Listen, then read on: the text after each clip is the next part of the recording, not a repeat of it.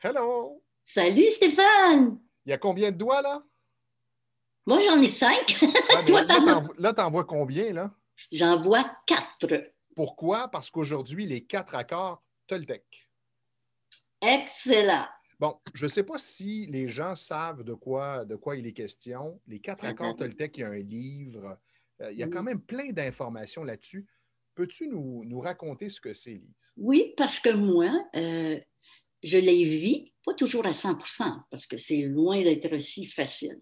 Alors, je commencerai par dire, quand on dit accord Toltec, accord déjà là, c'est une acceptation. C'est que j'adhère à quelque chose, quoi que ce soit. Au lieu de, pensons pour arriver à les accords Toltec. Alors, c'est une acceptation, j'adhère, je donne mon assentiment. C'est la notion de accord. Toltec, c'est le peuple mexicain. On les a nommés les bâtisseurs de connaissances, des maîtres bâtisseurs. Miguel Ruiz, qui est justement la personne qui a développé les accords Toltec, il était un neurochirurgien. Il a eu un accident. Et lors de son accident, il a fait l'expérience de la mort imminente, d'une mort imminente. Mm-hmm. Et après cet incident, il a décidé de faire un changement. Alors, il est devenu chaman. Il a travaillé pendant des années pour développer les accords, ce qu'il a appelé les accords Toltec. Et lui, il les définit par 3 petits mots. Moi, je ne veux pas rentrer dans toute la philosophie, il y a toute une Oui, parce philosophie. que c'est une philosophie qui est quand même assez élaborée. Ah oui, puis qui vient des ancêtres et tout ça. Mais pour nous, je pense que ce qui est le plus pratique, c'est juste de savoir c'est quoi et comment on peut les appliquer dans notre vie. Il lui dit, les 4 accords Toltec, ce n'est qu'un mode de vie. Et quand on va les nommer et les regarder, on peut vraiment comprendre pourquoi c'est un mode de vie. Parce qu'on peut les appliquer, on peut les voir, on peut les constater. Comme nous, quand on parle de faits, Stéphane, tu sais, un fait, on peut le voir. Hein? On peut même souvent le ressentir. Alors, pour lui, c'est un mode de vie. Et il dit, ça demande beaucoup de volonté pour les intégrer. Si on veut que ça devienne partie intégrante de soi, ça veut dire pratique, pratique, pratique. Et je le sais parce que moi, je suis encore en train de les pratiquer. Mais là, cette fois-ci, je ne vous dirai pas, ça fait 50 ans. Oui, j'espère, parce que ça devient un peu Là, je vais avoir décourageant. 200 ans. Oui, c'est ça. Si on commençait par le premier. Oui, le premier accord, c'est, bon, je blanc de mémoire, c'est avoir la parole impeccable. Ça a l'air de rien. Moi, quand j'ai décidé de pratiquer ça, je me suis dit, ben, je le lis, parole impeccable. Ouh là là là là là là, pas si simple. Je vais nommer les 3 autres, puis ensuite, on peut en développer un aujourd'hui, je pense, Oui, Stéphane. Et ça effectivement. nous amènerait davantage à vouloir, à décider si oui ou si non. Je les achète. Si je fais un accord avec un des accords, puis je les mets en pratique. Alors, le deuxième, c'est quoi qu'il arrive, je n'en fais pas une affaire personnelle. Faites juste penser, là. J'imagine que déjà, là, vous avez des pensées, là, ça doit rentrer là, à 500 km/h parce que ça nous parle, n'est-ce pas? Le troisième, ne pas faire de suppositions. Encore là, on va en parler davantage. Je pense que c'est celui-là qu'on va développer aujourd'hui. Et le quatrième, c'est toujours faire de son mieux. Moi, quand j'ai pris connaissance de ça, j'ai adoré. Évidemment, ça nourrit mon intellect. Commencer à en discuter avec tout le monde, ça fait comme tu as bien l'air intelligente. Bon, Ouais, wow, c'est le fun ce que tu nous partages. Mais surtout, comment? Mais tu allais dire surtout? surtout quand tu es dans un cocktail ou un endroit Oui, où oui, ça tu paraît peux. bien. Oui, absolument. Mais quand on les met en application, si on commence avec le troisième, euh, Oui, alors éviter les suppositions. oui. Et ce n'est pas nécessaire de les intégrer dans cet Dans ordre-là. l'ordre, oui.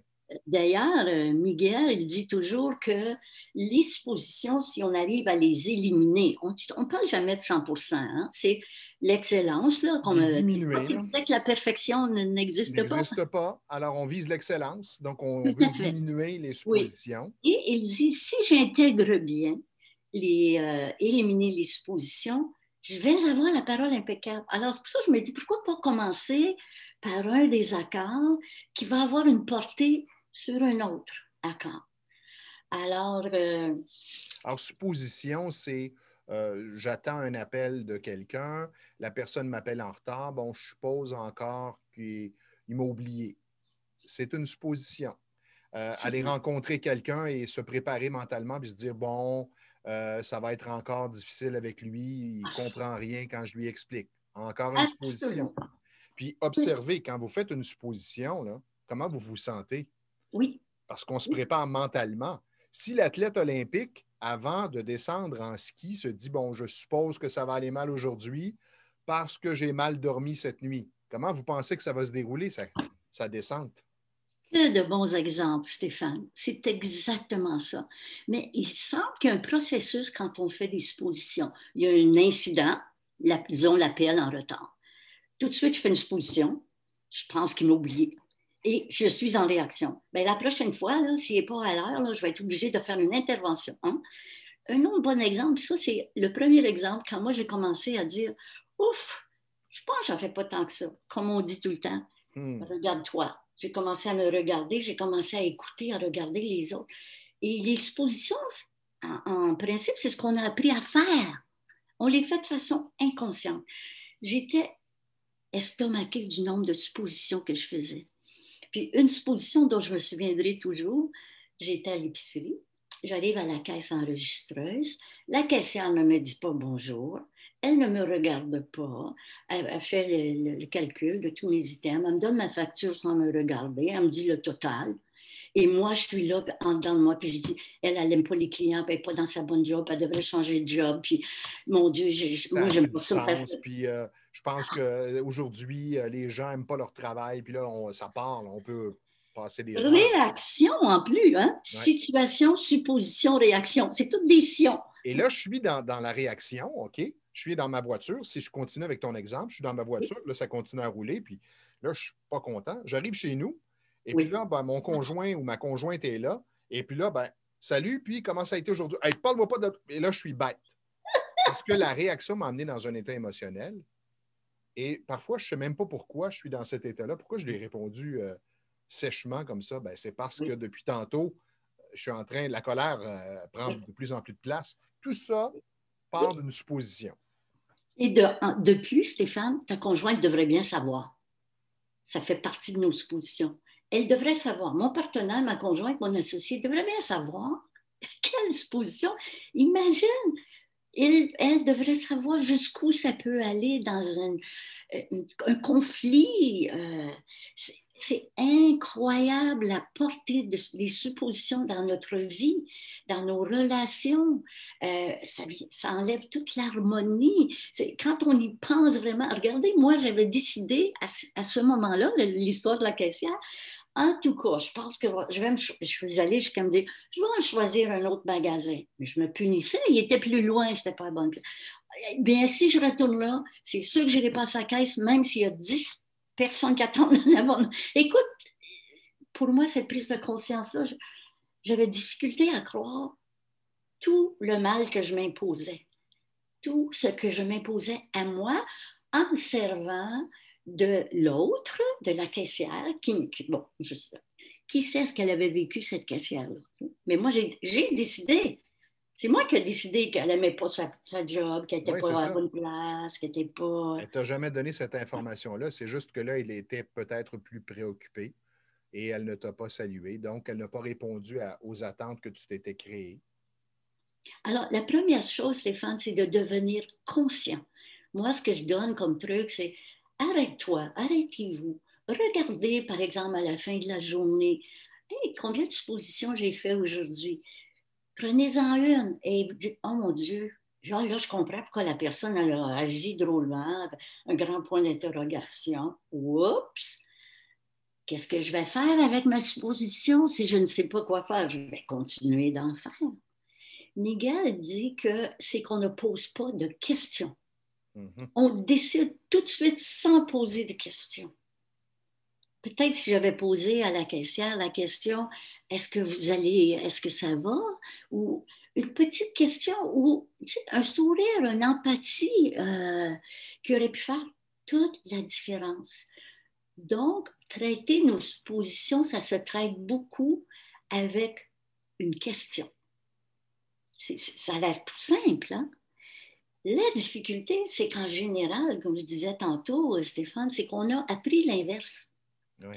Alors, c'est comme défaire un ancien mode de pensée parce que on pense souvent, sans consciemment se le dire, que l'autre pense comme nous, juge comme nous, se sent comme nous. Donc, on ne peut pas comprendre qu'ils ne comprennent pas. Oui, c'est ça exactement. On présume que pour l'autre, c'est la même façon de voir, la même réalité que pour nous.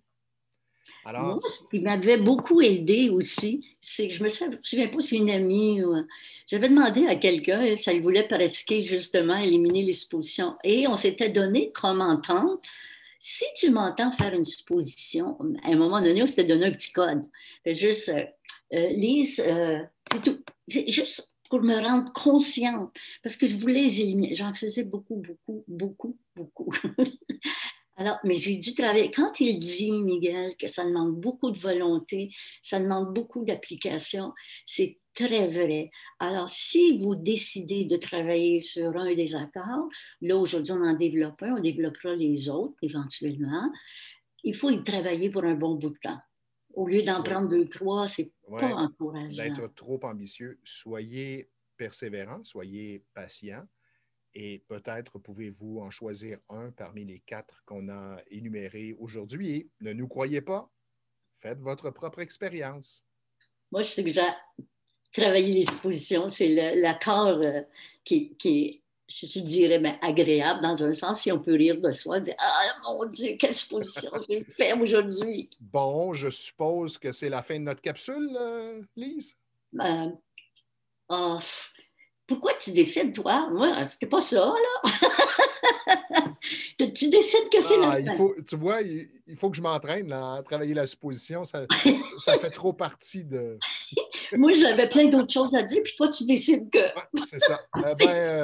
Ouais, je décide et j'assume en plus. Bye. Salut! Travaille tes expositions, mon cher ami. Bye. Bye.